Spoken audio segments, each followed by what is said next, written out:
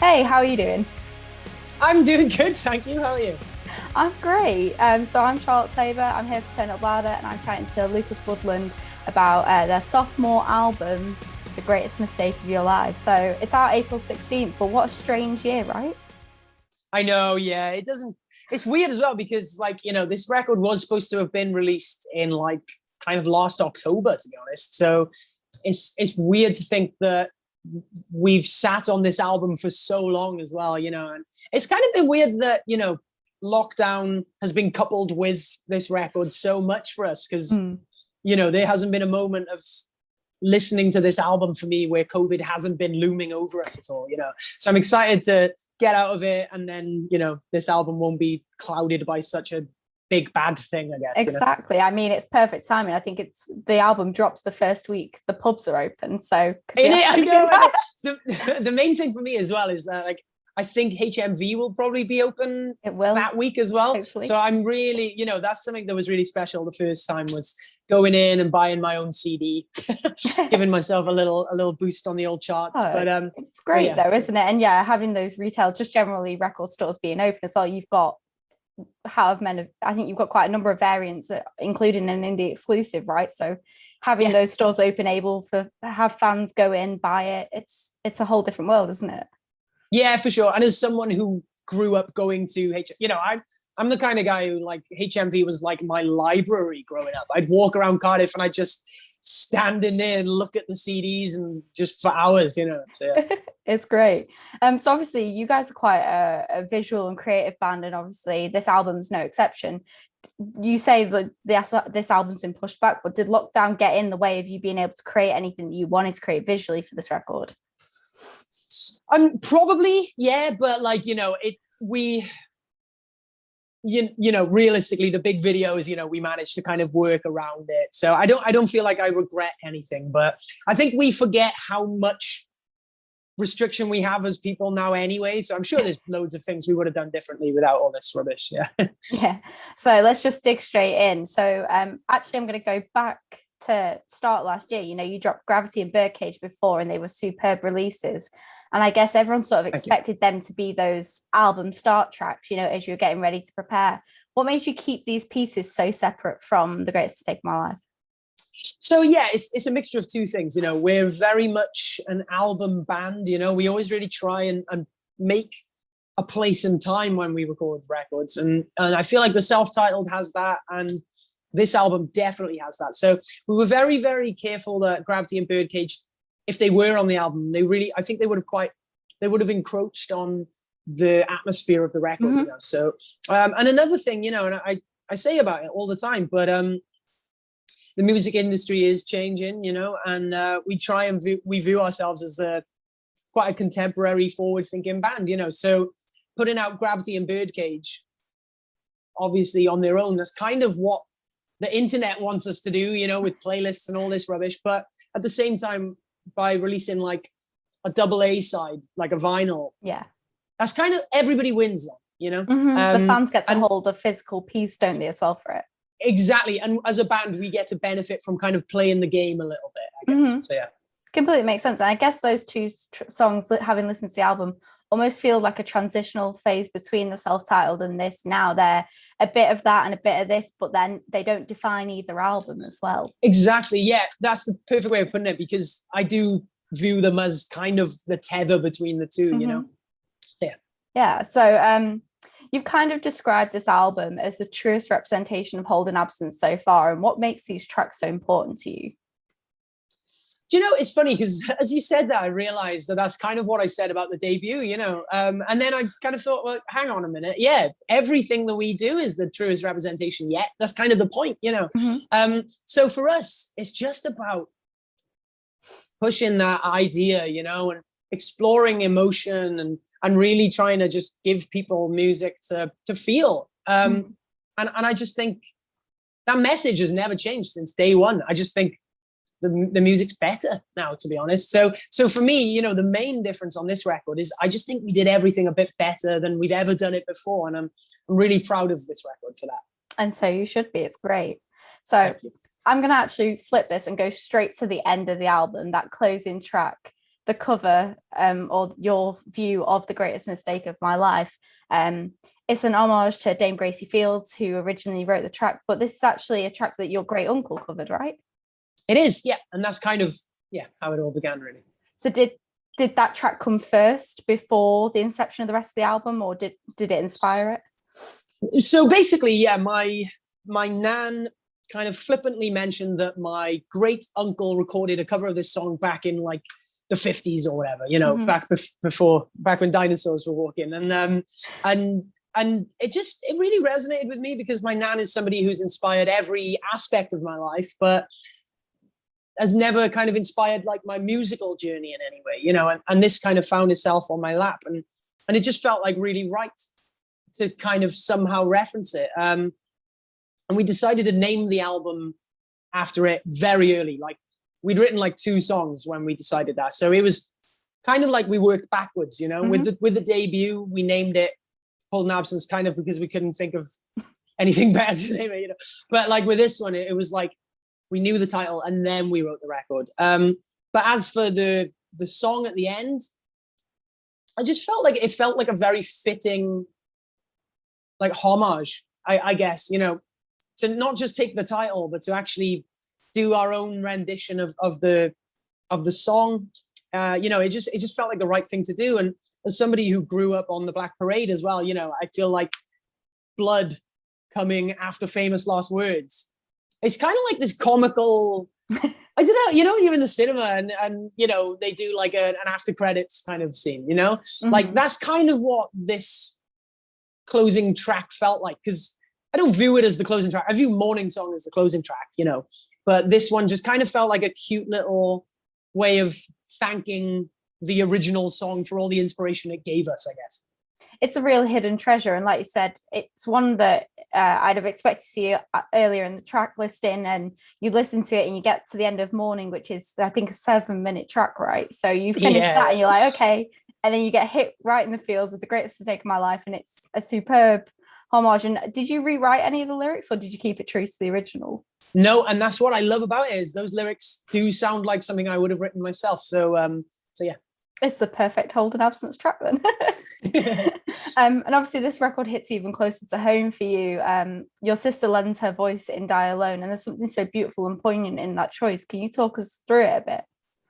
Yeah, so you know, as a songwriter now, we're looking at Holden Absence when this album comes out, we'll have written 30 songs. There's so much music, and I kind of remember thinking, at the foot of this mountain, what kind of archetypal song structures would I like to tackle? And, you know, I was listening to, I view Under Pressure by Queen and Bowie as one of the best songs of all time. And superb. And yeah, and I just thought, oh, it'd be so cool to do a duet on this record, you know? And we had 2 options. It was either go hard and get a guest vocalist and really make a meal of the whole thing, or, you know, like you said, you know, with my sister singing on the track, it felt more like the purpose of the song than like some stupid fireworks show. So yeah, and I'm just truly, like you said, you know, it's a very close to home record anyway. So my sister's involvement is just something that I can't explain how special that is to me, you know. Yeah, I literally, when I listened to the track, I was just kind of like, wow, this is beautiful. Who's this feature? Because the way we see features as an industry, and even in society today, it's always these big artists. It's like, who can we throw the money at? Where can we steal their fans sometimes a little bit, you know, because that's what you want to do. And I was like, there's no name. Who is this? So I was like emailing your PR, like, hello. Who that? Like, I have to credit this singer. But yeah, I think, you know, back to what you were saying, we've always tried to be quite a timeless band, you know, and I'm not saying we won't do features at all, because I'd love to, you know, I really, you know, I'd never want to say no to anything as Holden Absence, but it does feel like the most timeless version of a collaboration. It's me and the girl who I grew up with singing together the same way that we have since we were children, you know. Yeah, and you guys keep it close in general. You know, you've got Beth as your photographer, and you've worked on that amazing Quran cover shoot. Like, you keep it so close knit, and it's something that a lot of bands I think struggle to do sometimes, like in a genuine way. And it's so great to see how close it is, and we see that in your fan base as well, right? Yeah, for sure. And thank you, because it's not, it's not conscious, to be honest. We love the people in our lives, and we're very fortunate. Back to, for example, Tom Pike, who's our tour manager and sound guy, and I'm sure you've probably had him give you like some interview time or something in the past, but like, he's like also one of my best friends, and myself and Scott were in a band with him, and our new bassist Ben is the original bassist of Falling with Style as well, so we're kind of just, I just think if you're not doing this with your friends, and is it as fun, really, Very true. And also exactly, yeah, and like, this is an emotional, sometimes draining experience. I pour myself into these songs, so if I can't come off stage covered in sweat and tears and then give one of my homies who I've been best friends with for over a decade a hug, like, I think it'd be a lot harder, for sure. And as you say, you pour everything into the music, and this record is like, it's the love that lasts forever, but also the love that walks away, the loneliness. There's just, you kind of succumb to all forms of emotion. Like, every time I listen to a new lyric, I find a different emotion that I'm digging into, and it's superb. And it's something you are great at as a songwriter. Thank you so much. But these, as you said, you pour yourself into everything. So what do these tracks mean to you? I think it's the same with every song I've ever tried to write. I've just tried to explore who I am and how I come to peace with that, and it's funny because the press release for this says, or people have been like, oh, it's talking about hindsight and regret and looking back, and and I kind of realized that it is as much as it isn't. I think it's about learning from your mistakes and just taking them on because you're human. The opening lyric to the album is "I'm alive," and it's very much a declaration of pride because, dude, I've had days in my life where I wish that I wasn't alive, and I'm so glad that I am now because I've overcome all that hardship. And I think, like you said, it's the love that stays, the love that walks away, is everything in life. But everything in life has shaped both of us into who we are today. Exactly. And I think it's important to embrace that, Emotionally and lyrically, I really do think it's as deep as the self-title, but this time it kind of has a bit of a spring in its step. It has some warmth. Was this always the intended direction, to come out this monochrome, excuse the pun, stage? Yeah, for sure. To be honest, sometimes when you write music, things happen subconsciously. So I wasn't like aiming for it to be like that, but I have noticed that I view this as a very hopeful album. I don't view this as a wallow in sadness album. I view this as a embrace the sadness and evolve and move on, And it's definitely that evolution that we see, because we've gone from, being in the same not pigeonhole, but like area as bands like Being as an Ocean and Casey and things like that, and stepping into more bands like, I think you've referenced it before, like The Cure, like indie shoegazy sort of reference now.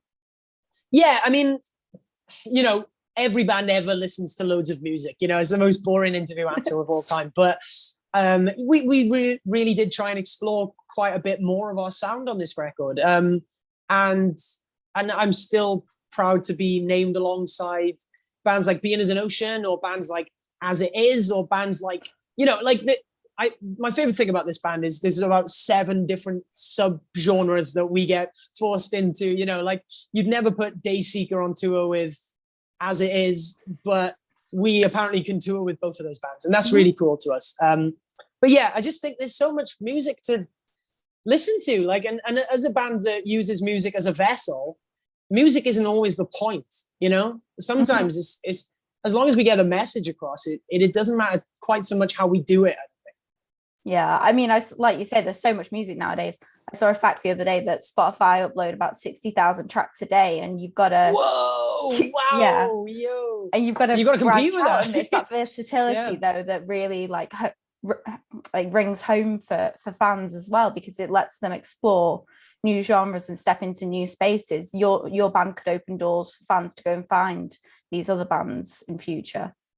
And to me, that's the biggest compliment I could possibly receive, because I'm a product of music. I'm a baby of music. I grew up and like everything I did was because of music and because of the bands that I loved. And I think to myself, if me wearing a Fugazi shirt supporting Sleeping with Sirens means that one person in that crowd checks out Fugazi, then wicked, job done, Perfect.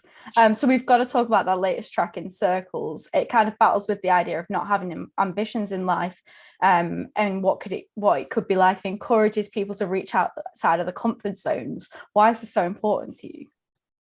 Because I accidentally have the privilege of being ambitious. I love music and I will do anything to sing it for the world. And that has fortunately forced me to be in a band, which is bordering on, being like a business now. I never would have done that. I'm a quite introspective, lazy person, to be honest, and like, I am the kind of person who would have fallen victim to just monotony. And having seen it on the other side, I just felt like that was a really important thing to say on the album, was like, reach out of your life, like enjoy everything that you have never experienced yet, especially while we're young.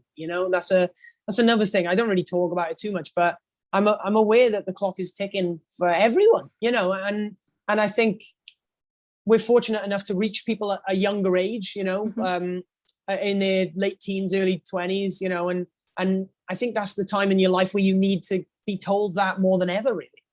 For sure. And obviously your fans are super important. We see this in the Facebook group, You Are Everything. If you had to look at those people in the eye and kind of give them one advice for looking at themselves in the mirror to push themselves, what do you think it'd be? Just embrace yourself, because you are yourself. Like you're never going to be people change, don't get me wrong. I'm very different to how I was 5 years ago, let alone 10 years ago. But underneath, there are things about me that I've run away from for a long time. And I'm so much happier for embracing those things. And I do that, I look at younger people who are struggling to understand themselves, or maybe understand themselves, but don't want to be themselves. And like, just love yourself, like learn to embrace those things. And only then can you really be the best version of yourself, Couldn't have said it better. So I guess the last thing we have to talk about is tour, because hopefully you'll be playing some quite large rooms at the end of the year. Yeah, man. I mean, that Creeper tour I'm expecting to happen in 2037 at this rate. but yeah, I just, like I said, this whole thing is me wanting to explore my emotions, whether it's for myself as much as anyone else, and me wanting to sing to as many people as I can, because that's just what I love doing, So playing shows is just the goal. And a year off has just been the most gross thing ever. So get me back out there. It's one of those things that no matter how many times you reschedule it, you're waiting, fans are waiting, everyone's waiting, and it's so crap at times, but the other side, it's going to be so beautiful when those moments happen. I tweeted earlier, as soon as Afterlife and Beyond Belief hit, those crowds are going to go mad, and you can just tell.